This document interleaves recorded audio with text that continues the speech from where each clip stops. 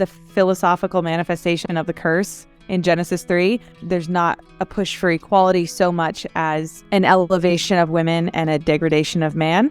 Dear young married couple, have you ever heard of or even been tempted to believe the lies of our culture that say the feminist mindset is the correct default, that you need to believe these so-called truths about women and our place in this society? Right, and we're not talking about voting rights, which are a really good thing, or the women being able to hold a high position at a company. That's not what we're not talking about discrimination. Exactly. We're not advocates of discrimination, but we are advocates of recognizing the beautiful value that both the man and the woman bring to the marriage and how that value is different. Mm-hmm.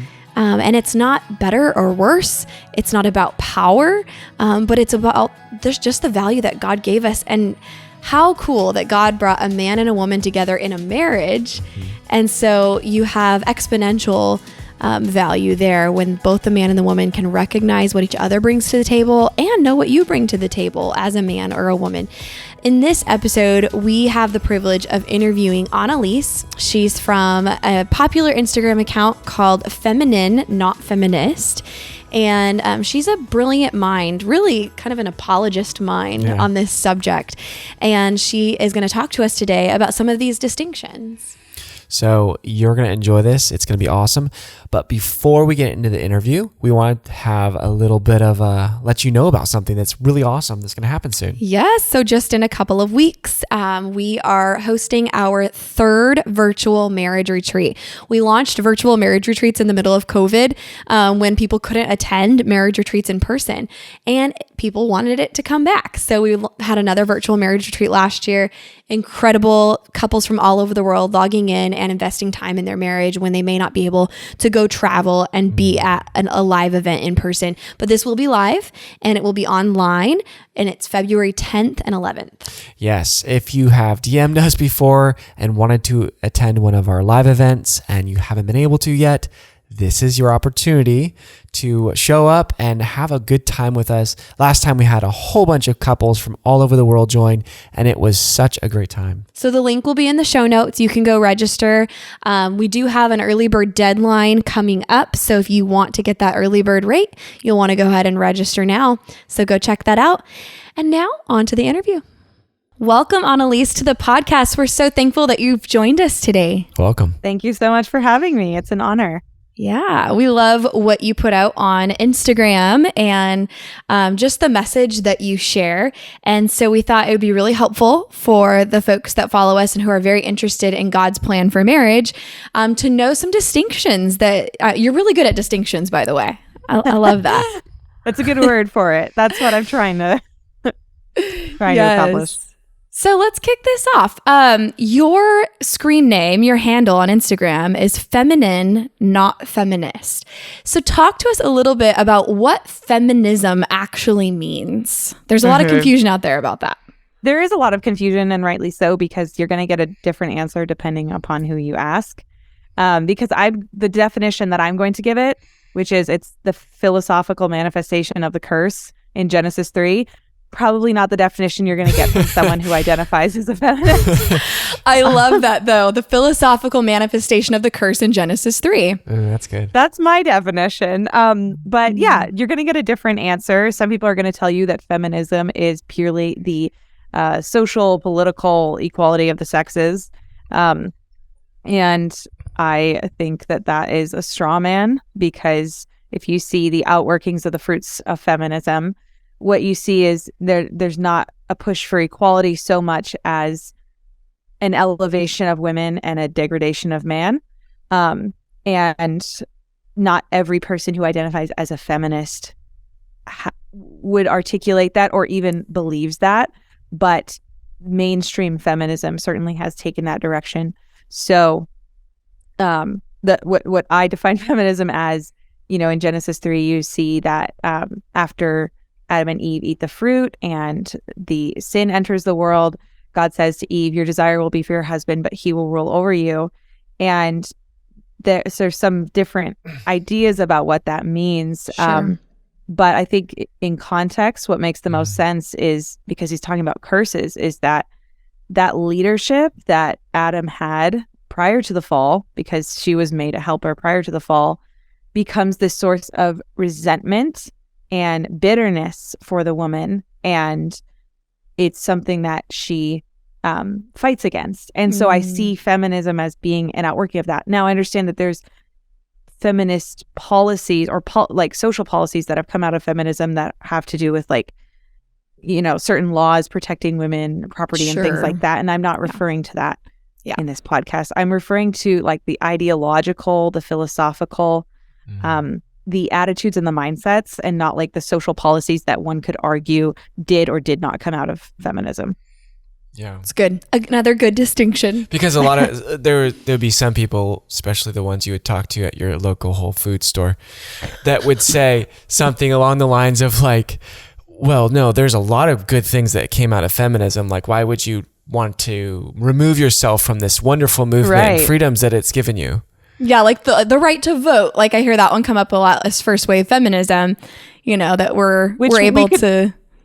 One could talk about that. And I'm not a history scholar, so I'm not going to sit here and pretend to know the history of first, second, and third wave feminism. What I do know is what I see coming out of it. That's right. Right. The fruit. And you know things by their fruits. So that's exactly it. That's really good. So how would you want to like separate like you're feminine but not feminist? What do you want people to know about the feminine and say that that's not me in like what the culture is pushing on you? Yeah. So it's funny. I was on a podcast once and they asked me to define biblical femininity. And I was like, well, that term is not ever in the Bible. So true. When I use that, I'm simply referring to what does God expect of me as a woman? What has he gifted me with as a woman? What has he emboldened me with as a woman?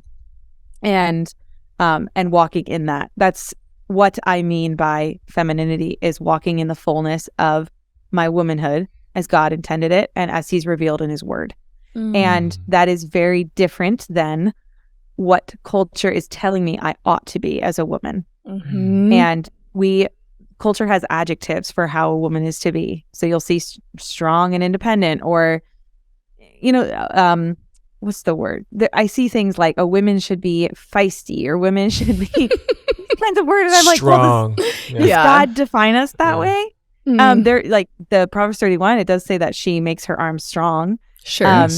But I don't see like an independent woman. I see a woman that is interdependent with her husband and serving him. And so we have to be aware of the adjectives that culture says that we should be as women and align ourselves with God's adjectives for us and agree with him. That's really good. So what are some of God's adjectives that he gives so I for love women? this because I've been doing a study for something through Proverbs 31 and pulling out attributes. And if you're going to go anywhere, I think you should go to Proverbs 31 because she is wisdom personified. And everything that wisdom is in the beginning of Proverbs, you know, because wisdom cries aloud and she makes herself known. This is what that person looks like who is walking in that. So one thing that you see is that she is very hardworking. She is not lazy. So in the beginning of Proverbs, we see the sluggard. She's the opposite of that, right? So she's hardworking. Another thing you see is that she is focused on, like, everything she does is to benefit her husband and children and maidservants. It's for her family. It's for her household. And so she is home focused. Another thing that you see is that at the end, which is basically like this is the climax of the passage where it says that a woman who fears the Lord is to be praised. And so everything she does flows out of the fear of the Lord. And we know in the beginning of Proverbs, the fear of the Lord is the beginning of wisdom. So she fears the Lord. She's wise. She's hardworking. She's about the business of the home. She makes her arm strong for her task. And so she doesn't shy away from hard work. But then you also see attributes of her, like she's in the marketplace selling these beautiful things that she makes. She is excellent in her work. Yeah. And there's another place in Proverbs, because Proverbs is constantly feeding into itself, and Yep. they're interwoven. And there's one where it talks about, do you see a man who is skilled in his work? He will stand before kings. Well, that's what you see with the Proverbs 31 woman. She is selling her sashes to the merchants. And she's not afraid to, like, she's donned in linen and purple and scarlet. Like, she's not afraid to look nice and to beautify herself as a woman. So those are just some adjectives that come to mind. But you also see in Titus, when it talks about women being pure, submissive workers at home, talks about in First Peter, is it? Or it talks about not letting the adorning be external, but the quiet person of the heart with the quiet and gentle spirit. So there's so many places you could go to build a biblical theology of what God wants a woman to be. Yeah. And contrast that with the adjectives that the culture is telling us women should be. What are those? So the strong and independent, which when they say strong, I think it means a very different thing than when God says strong. Because we can put strong on the biblical side of adjectives. We totally can. Yeah. On a very popular podcast, I just heard someone say, like, have you ever heard the phrase that I'm hearing a lot of feminists talk about, like, the future is woman? Oh, yes. Yeah, the future is female is what they say. There we go. Thank you. Yeah. So when they say strong, they mean dominant and powerful. Yeah. And that's not what God is referring to, but because there's strength in submission. We know that from Sarah, Abraham's wife, and her example. So you can't just say what the word is, but what the word means biblically. Yeah. Another adjective. So that, there's independent, strong, like bold, feisty, like these these words that kind of indicate like it, like pride and this like searching for external status versus the humility that we see in Proverbs 31 woman. Right. There's a lot of showiness with what the world says a woman should be. Now, I'm not saying like a woman shouldn't adorn herself and, be beautiful and all that kind of stuff. I'm not referring to that, but like this idea that, that women are supposed to be proving themselves. Right. It's almost like an inequality, right? Like that women should be dominant or better than or more than. And from first wave feminism, their whole argument was for equality, but now it's turned into the future is female. Like, the future is female. Let's just all female. Like that doesn't even make sense from a perspective of propelling the human species. Yeah. It does not. and that is more radical feminist. And I think your average college student who is by default a feminist because that's what you're supposed to be is probably just like, oh yeah, I thought it was all about, I don't know, women being equal accepted rights. Being viewed as human or whatever. So I don't think everyone has that perspective, but that is even in writings from like 60s and 70s, it was already going in that very Marxist direction. So how, from your perspective, because you've been dealing with this for a while, how has this created confusion or division within the home? So there's many directions I think you could talk about this from. One is that one of the objectives of feminism, capital F, the social movement, was to get women in the workforce and to get them out of the home. Now, if you want to know what I think about women working outside the home, I have an old podcast on my old podcast, Everyday Wife, and you'll realize that I'm much more nuanced about this. So if you want to know what I think, listen to that. But one of the objectives was that to get women outside the home, but the way that they were getting them outside the home was by painting this picture of it being the home being oppressive. And so it wasn't like, it was like, get out of the home because you're a slave in the home and it's not worthy. The home isn't a worthy place to spend your time and efforts. And so when you get women outside the home with that mindset that the home is not a worthy place, you can see very quickly how that takes the home from a safe haven to like, just a place where two people happen to live and live their separate lives. And, they're married, but they're both out there pursuing their own dreams. And then once the women are out of the home, the children have to go somewhere. So where do the children go? They go to the public school. And then they're able to be taught in the ways of whoever is Right. teaching them.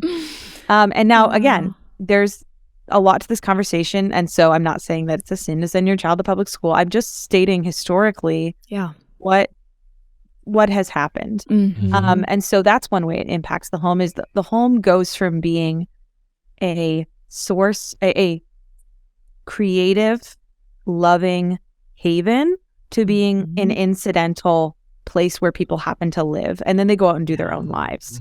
That's so true. Yeah, because it's supposed to be viewed from a Proverbs 31 perspective as a sanctuary.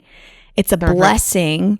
It's where we do life. And she goes outside the home to sell her goods in the marketplace. So her work is blessed outside the home, but the home is not viewed you don't have that mindset of the home being an oppressive place. If you devalue the home and what she's doing in the home, it really leaves her feeling insignificant. Right. I've seen a lot of women, if they're not making money, like the man is, then she feels less than, like, oh, I'm just taking care of the kids and he's making the money. And there's like a power differential there. Yes. And I've seen that happen, and it causes a lot of problems within the marriage. If he's I like that. Go ahead. Yeah, no, go ahead. I was going to say, I like that you used the word power differential, because that is how modern relationships, we're supposed to view modern relationships through that lens of power and control, versus love and respect and mutual.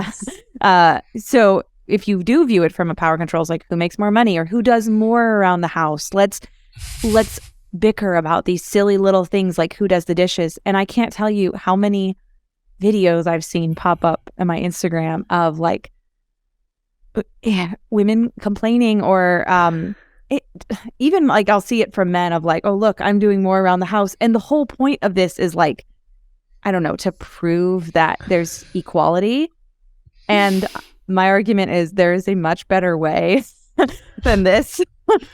Talk about that. Yeah, please do, because that comes up all the time. Yeah, we have a variety of couples, right, that are listening. Some are more in that traditional, the woman is home with the children, making the home a sanctuary. The man is outside the home working 8+ hours a day. Some people have kind of like a work from home, or both members are outside the home working. Talk about what this can look like for responsibilities to feel doable for a variety of homes. Yeah. And I think the big thing is it's not really about how you divide labor or whatever, because the truth is there are no passages that say the women should do this and the man should do this in terms of dishes or organizing or laundry or whatever. That is completely incidental. It's about how you as a wife or as a husband view the other person in all of it. Because my husband could be doing a lot, but if I have like a seed of bitterness in me that's like, oh, he should just be doing just a little bit more, that can seep in and poison the marriage very quickly. Yeah. So I don't think it's about how you divide the labor. I mean, you can sit and talk about that. You can look at how other couples do it. You can figure out whatever works for you.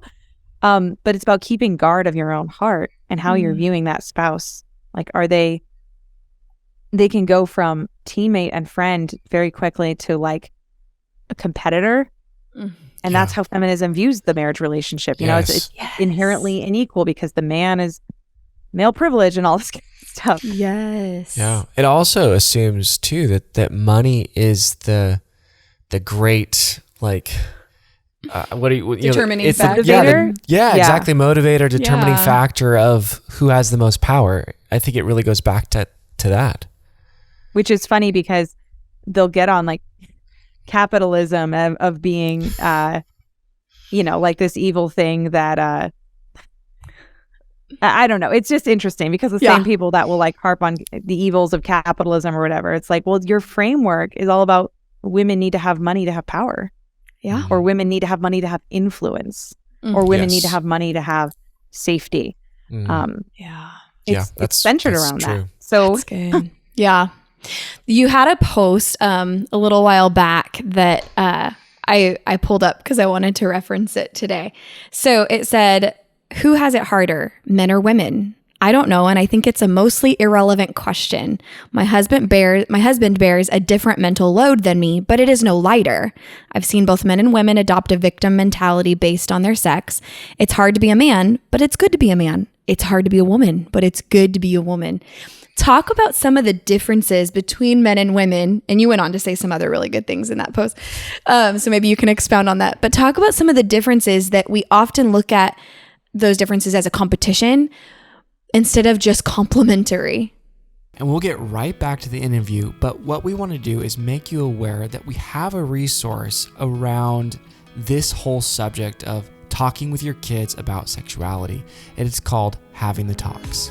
And in Having the Talks, we address things like homosexuality, transgenderism, but even just the basics of sexuality, like anatomy and identity. We start the whole deck off with identity, and it's a resource for parents and children to play together. You could play it like a game, and it helps children as young as age 3 all the way up to teenhood. There's really 2 decks in one, because we have questions for younger children, and on the other side of the card, it's a question, same question, but for older children. Yes, and this deck is designed to really bring these subjects up organically so that you can really have this discussion with them and open a safe place for you to be an askable parent. So you could go to havingthetalks.com and get your deck, and it will actually reroute you to Amazon, and you can get it tomorrow. Next day shipping. Yeah, if you ordered it today. All right, link in the show notes. Back to the interview. Yeah. Well, I can speak from just my husband and I, for instance. We are polar opposites, and I have met few couples that are as polar opposite as my husband and I. So I think that we have it almost like exaggerated. Okay. But we and throughout our marriage, it's been a journey of figuring out how we can work it together so that these things that would otherwise be at odds are fruitful. Yeah. So the way that my husband thinks, for instance, he's very logical. He's very slow to make decisions that I would make instantly because I am impulsive and I'm just very easily excitable. And I'm like, sure, let's do this. And he will ruminate on something. He will research everything. Adam's the same way. I totally get it.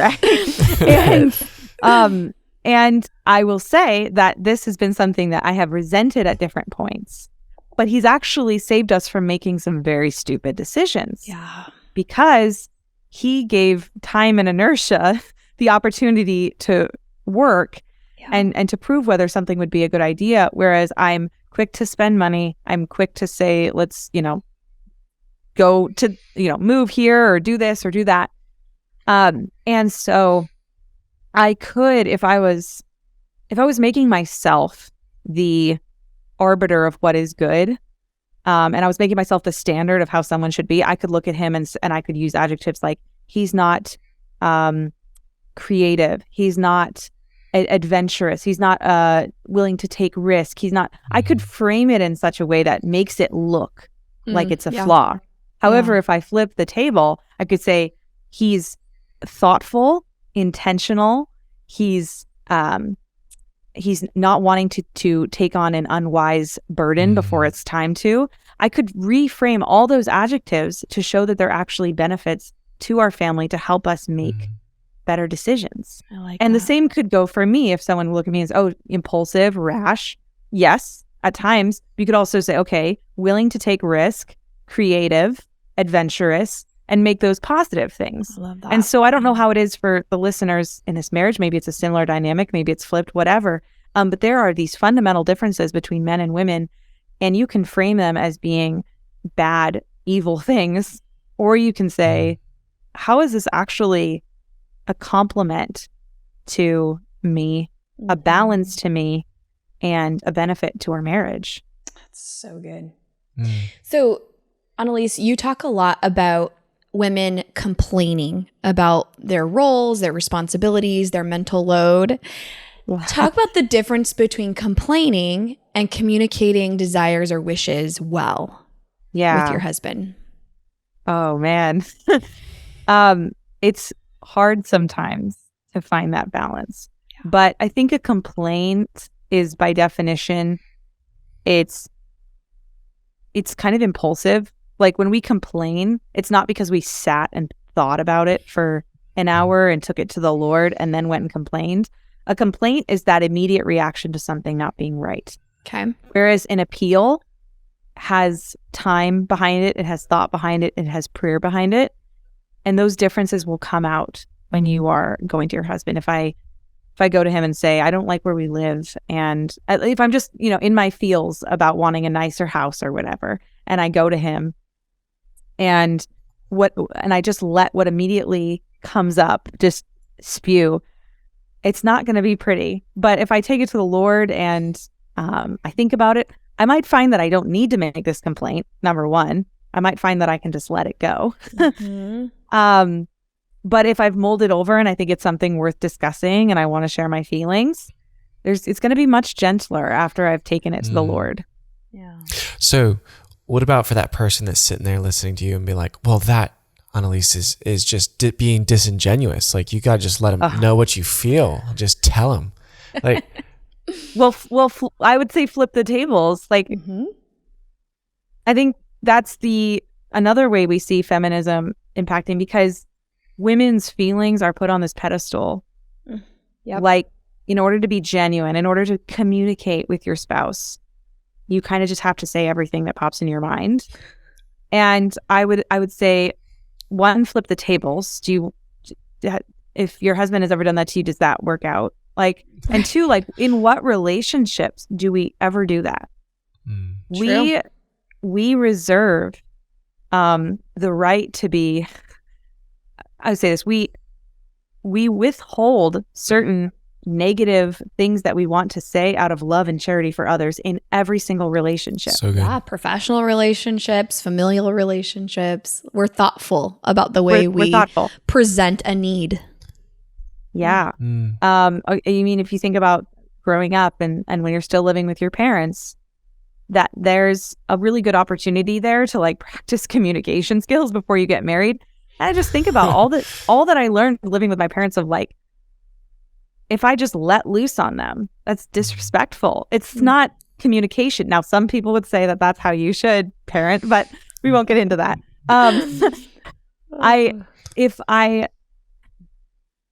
Letting loose and communication and loving communication are two very different things. Yeah. So I think that this idea that to be genuine, you have to be impulsive is wrong. You can be genuine while being thoughtful, guarded, and patient with your words. It's not the antithesis of genuine. Boy, isn't that a lesson? Yeah. It took me a while to learn that, but why wouldn't we be careful with the most important relationship in our life? But I find so many spouses, and both genders, to be very like just let loose and impulsive with their words. And it's like, hold on, give it thought, give it time, let it percolate. Yeah. Don't just say what comes to mind, but say what you think would best resonate or have the most soft yet impactful resonance in that person.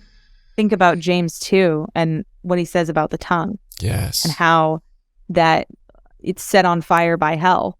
So if we have this member that's set on fire by hell, are we not going to be so careful with it? I mean, out of everything, how much more the tongue, that he says it's impossible to tame and that no human being has tamed the tongue. Yes. Whew. That's intense. Yeah. That is. Yeah. And that shows that we have a lifetime of sanctification to do with it. That's right. So good. Okay, so we're hearing the impacts of feminism on marriage include the confusion, the impulsivity, and like kind of this competition between spouses. Yeah. Any other damaging effects or themes that you see as far as the impact of feminism on marriage? Well, I want to go back to the power dynamic thing. Yeah. Because I think that's all the other effects kind of flow from that main paradigm. And what people have to realize is that power and control dynamic, it's a way of viewing the world. And so people do this with different races. They view races as being in competition with one another. And people do this with male and female. And if you view everything in your life through a power and control dynamic, you will never relax and surrender into the joy of mutual unconditional love. Because you always have your guard up. Right. And they're, they might be, living under the same roof and stuff, but deep down, they're an enemy because they're competing with you for control and power. Wow. And that is something that I think many women have unknowingly received into their marriages, is they're still competing with their husband. And so they're not relaxing into just being and enjoying and appreciating. And if anything, I think that's one of the worst effects, because it's robbing joy. That's robbing just mutual happiness. Right. It's profound. Yeah, I think men could hear that same message of it's a mutual submission to each other, because leadership is servanthood. I mean, what is it? Ephesians 5 talks about the man loving his wife as Christ loved the church.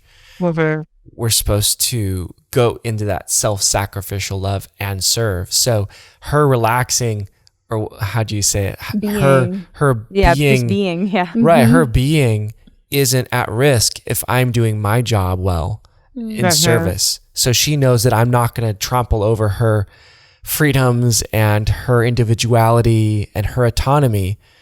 If she can have that confidence and I can take influence from her, she doesn't have to stand up and fight that fight that culture is saying, you have to do this, or he's just going to wreck you and leave you, all this other stuff. Like, if I can send her those messages of safety, of like, my moral compass is not self-governed, but it's from God, then you can have that safety knowing that I'm going to be a servant always, and that you will have that individuality. And the unfortunate thing is when the other person is waiting for the other person to grasp their part until they do theirs, and it goes back and forth and back and forth and back and forth. That's a cycle that I think that I have been in, so I'm not throwing stones. Sure. That many marriages. But it's a cycle of conditional love. Yes. If we can both be mutually submitted, that's where unconditional love can flourish. I think the test for that is, can you take influence from the other person? Like, how willingly can you take influence? And if you can't take influence, then you probably need to go back and take inventory. How do you receive like correction? Or this is another thing I talk a lot about on my page, is that I remember growing up, my mom used to tell me a lot, Annelise, you are very defensive. Every time I come to you and say, this is something you need to work on, you immediately give me a reason why it's not a problem. And I mean, I'm so thankful that she drilled that into me, that was one of my pitfalls, because I brought it into marriage. And then I was able to realize, wait a minute, I'm doing it again, where I can't even receive like, hey, could you maybe work on making meals better, whatever. I take it as an attack, as a threat, as a whatever. And it's hindering my growth, and it's hindering my husband's ability to communicate with me, because then every time he wants to even give a little suggestion, he has to deal with all sorts of unnecessary pushback. So how do we receive, I love that point, how do we receive correction from the other person, and without seeing it as unloving or as a threat or whatever? So you know what I'm hearing, Annelise, which is the opposite of what the feminist movement would say is your stance. I'm hearing that you want both members of the marriage to have a voice. You want this sense of servitude and love and being, and not this competition and power struggle. It sounds a lot like equality to me. And I mean, in the sense of complementarian. Well, and the reason that it doesn't sound like that to feminists, or that they see me as promoting female subjugation or something like that, is because as a wife, I speak to wives, and I let the men speak to men. Gotcha. And that's why they would say, well, it's unfair because, and I'm saying, well, hold on, let's start with our part. And as Jesus says, when you've taken the plank out of your own eye, you will see clearly to take the speck out of someone else's. Yep. But a plank is very big. So let's work on removing that. And so that's why it sounds like, it sounds like subjugation because I use words like submission and, Right. That's very unpopular. But two, because, yep. It's true. But also because I'm talking to wives and, Yes. and if they are interested in what men are doing, there's many men out there talking to men about how to be better husbands. Mm-hmm. So they can do a little research and find that. Yeah. Yes. But I think they want me to say both. And I'm happy to acknowledge that I think both men and women should be laying down their life for the other person. That's not something I'm secretive about or whatever. Yeah. But I am discovering in my own heart, what are the boundaries that I've put up to doing that? And how can I break them down? And how can I share that with others? That's really good. So good. I love it. So refreshing. Thank you so much. Do you have any other questions before we close? I was just going to ask any resources that you could point the people listening to. Okay. So people are always coming to me and they're like, what books did you read and this and that? And this is going to sound kind of weird, but there was a book. It was a very small little book by a professor at Phoenix Seminary. Dr. David Edgington is his name. And he wrote a book called The Abusive Wife. And it was actually written for men who are dealing with emotionally or physically abusive women and like just giving them counsel from a biblical counselor, right? Okay. And a friend of mine just gave it to me. And so I was obviously not in that situation, but I was reading it from the mindset of like, I don't know, looking for patterns that I wanted to avoid. And it was an enlightening book for me. It was very eye-opening because he talks in it about bitterness and how bitterness is it's something that can destroy a marriage faster than almost anything else. Yeah. And I witnessed that firsthand in my own marriage. So it resonated with me a lot. And so anyway, that book I would recommend to anybody. That's awesome. Because he gives examples from his experience as a biblical counselor, real stories. He's not making this up. And that ability to like peer into marriages, obviously he doesn't give the name, but to see these common problems that stem from bitterness and from a power struggle and from that animosity, that attitude was really enlightening for me. So I would recommend that to any woman that feels like they really struggle with feelings of bitterness and control and things like that. I would recommend that. That's good. Okay. All right. Well, we Thank will you. put that link in the show notes to that book. We also want to share links to your resources. So you're on Instagram as feminine, not feminist. What are the hyphens or underscores there? Yeah. Feminine _ not _ feminist. Okay. All right. And any other resources? Do you have a website or any other resource out there? So I have a podcast. So I have an old podcast. It's called Everyday Wife, and I think it's still up there. So you can access some of the resources there. And then I have a new podcast called the Feminine, Not Feminist podcast. And that is available wherever you get your podcasts. Awesome. I'm also on Twitter, but it's just kind of what feeds into my Instagram. So it's weird. Okay. We will but link you can find me those. there. Nice. Sounds good. Excellent. All right. Well, we're going to close out this episode the way that we close out all of our episodes, and that's by asking you this question. Rewind back to the first couple years of your marriage. How long have you been married now? Almost 5 years. 5 years. Okay. So rewind back toward the beginning. What's some advice that you wish you would have received? And then fill in the blank, dear young married couple. Okay. Do I say dear young married couple first? Sure. Okay. All right. Dear young married couple, I think I received the advice that I needed, but I didn't take it to heart because I thought I knew what I needed to know. Wow. And one of the things that we were told in biblical counseling or in premarital counseling before we got married was to pay attention to the verses that pertain to our role in marriage. And I still look back on that as some of the best marriage advice I'd ever received. But I wish that I had really listened to people that had been married 30, 40, 50 years instead of thinking, yeah, just let me get married and move on with this.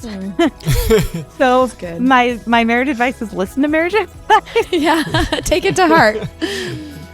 But I love that specific piece of examine the biblical model of marital roles. Like what are your roles and responsibilities? Such wisdom. In marriage? Yeah. Yeah, it's really simple because it's just like you hear it over and over again, right? But then when you realize that, like, because God, what does God want of us? He wants us to be obedient. To sum it up in a nutshell, he wants obedience. How do we obey? We obey by fulfilling our roles. People want to be great servants of the kingdom and they want to do great things for the Lord, and they get all confused about what that looks like. Well, it looks like fulfilling what he's asked you to do today, which is, if you're a wife, be a wife, mother, be a mother, an employee, be a really good employee. I love how it's not that complicated. I just have to do it. Excellent. Thank you so much, Annelise. Thank you so much. It's a pleasure. Thank you for having me. All right, friends, we really hope that you got a ton out of today's conversation. And if you want help, if you want personal guidance with individual counseling or couples counseling, or even help with you as a couple reaching the goals you have, just reach out. Give us a call at 916-678-1797 or shoot us an email at hello@dearyoungmarriedcouple.com. No matter where you are in the world or in your marriage, we can set up a counseling session with you and we can work toward progress. We also post marriage advice regularly on our Instagram, which is @dearyoungmarriedcouple, and we'd love for you to join us in conversation there. All right, see you next week.